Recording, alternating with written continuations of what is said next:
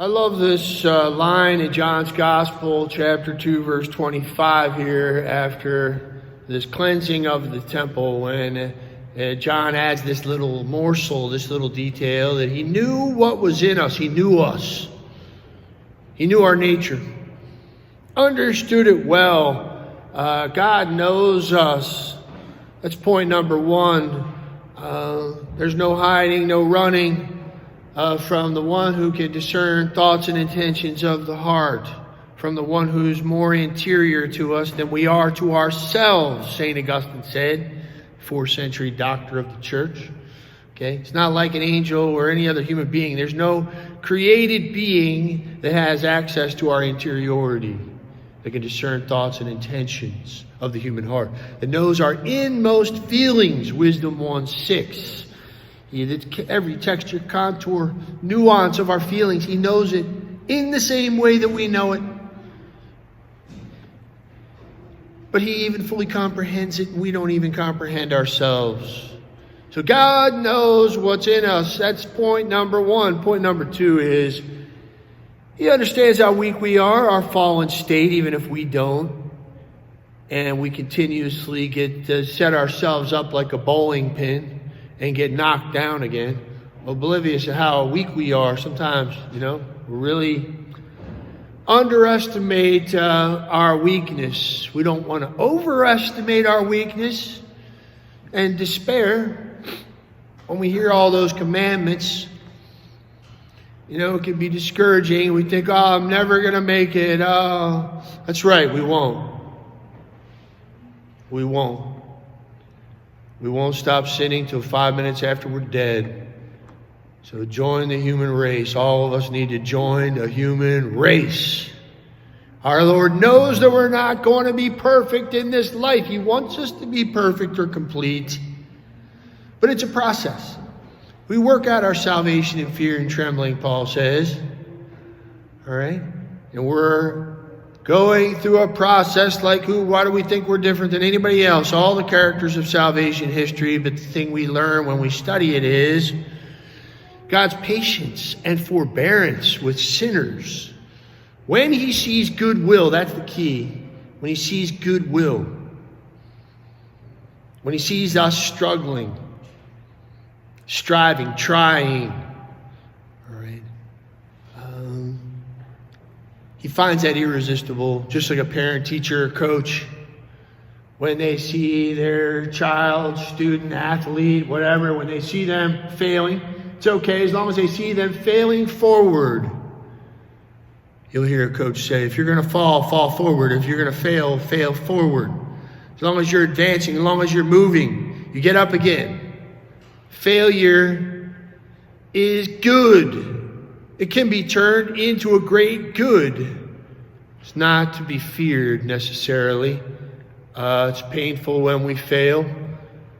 For athletes, when they get beat, that's painful, I'm telling you. But some of the greatest athletes who have achieved the greatest things, I don't care, pick one, and look back over their whole career, and their failures, when they got beat, became one of the greatest turning points in their athletic career. Getting beat by somebody. They learn more about themselves and their limitations and where they need to grow.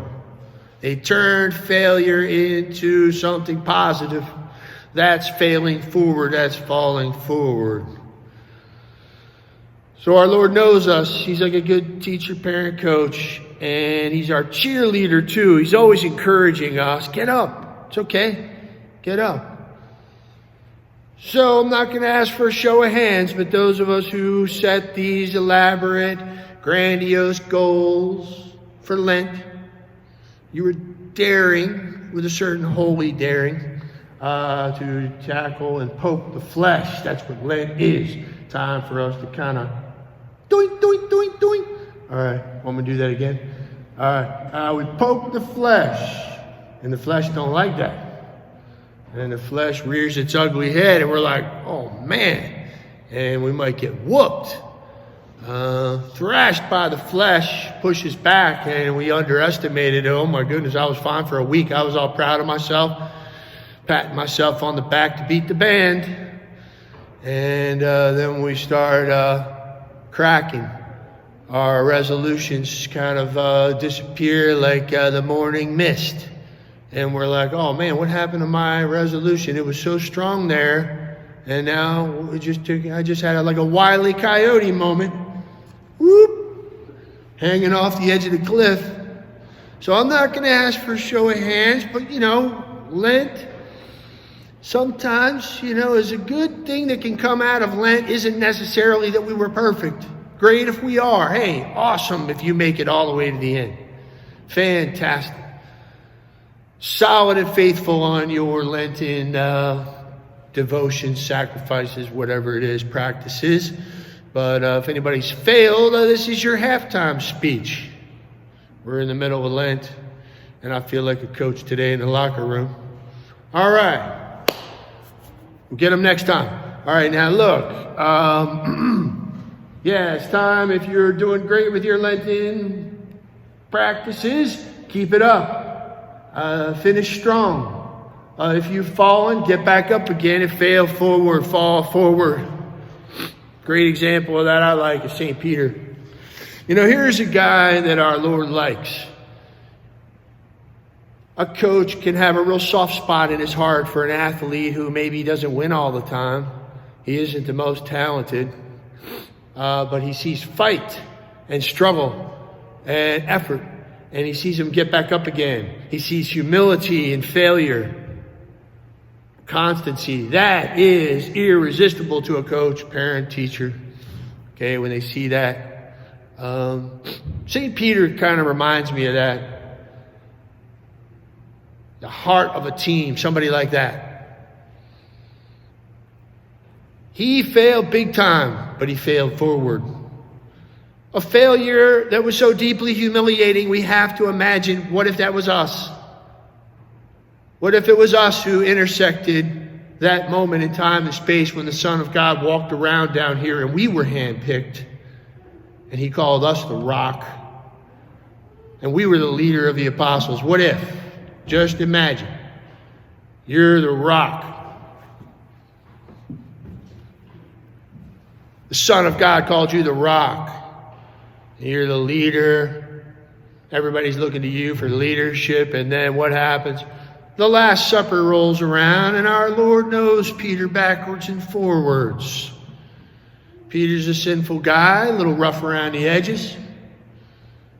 When he first encounters him, Peter's like, look, depart from me. I'm a sinful man, O Lord. Okay, he was speaking the truth. But our Lord knows that. And he loves Peter because he's got that quality of authenticity about him. And he learns from his mistakes and he gains great humility from it. So at the Last Supper, our Lord knows Peter is going to fall. He even tells him.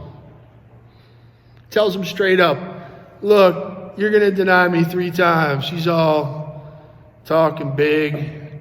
I'll never deny you. I'll die before I deny you. Or I'm with you all the way, even if it means I got to die. And our Lord listens to him, nods. Peter, you won't last 24 hours, man. And before the cock crows, you're going to deny me 3 times. And then he does. Backs off to a servant girl. Calls down curses on himself. I don't even know the man. I don't know him. How humiliating. An act of cowardice, unmanliness of the great rock, Peter. He fell forward.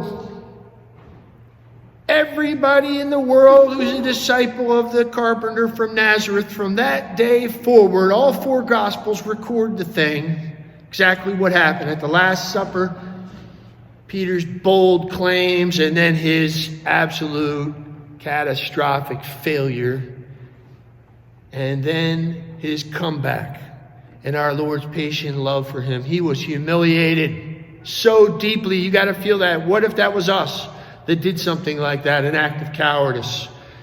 And it was in all 4 Gospels.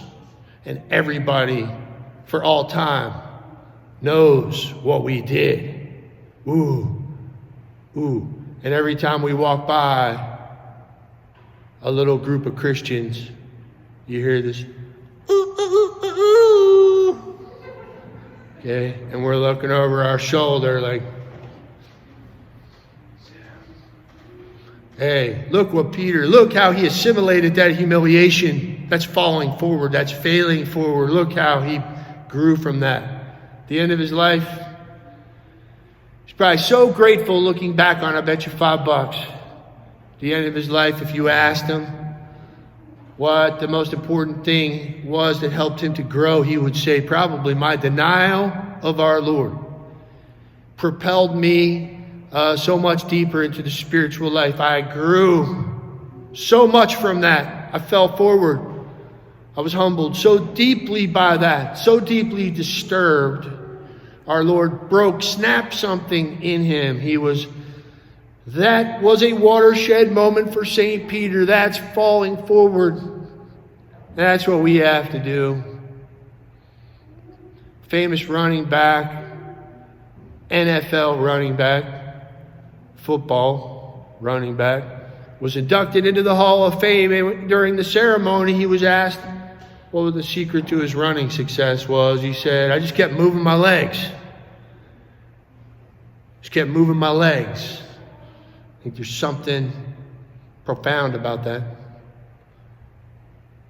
The Lord wants to see that, like a coach, teacher, parent. They want to see their child, their student, their athlete struggling, trying, getting up again. Taking this loss, taking this failure, turning it into a positive. I went by a school one time, an elementary school a few years ago, and they had a big billboard sign out in front that said, "We do not tolerate failure." I was like, dang, I'm not going to that school.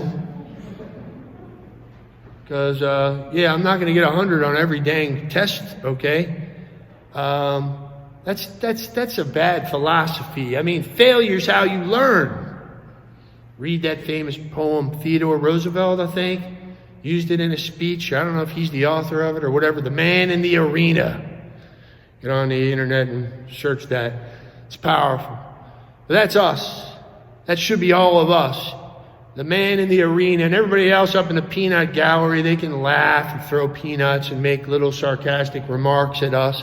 But we're the one down there. Yeah, we fail and we struggle and we got blood and sweat and dust on our face, but we're in the battle. We have daring enough to try something. That's so endearing to a parent, teacher, or coach. And to the Lord, He wants to see that daring in us, that we're in there, we're struggling. And when we fail forward. And we always keep moving our legs.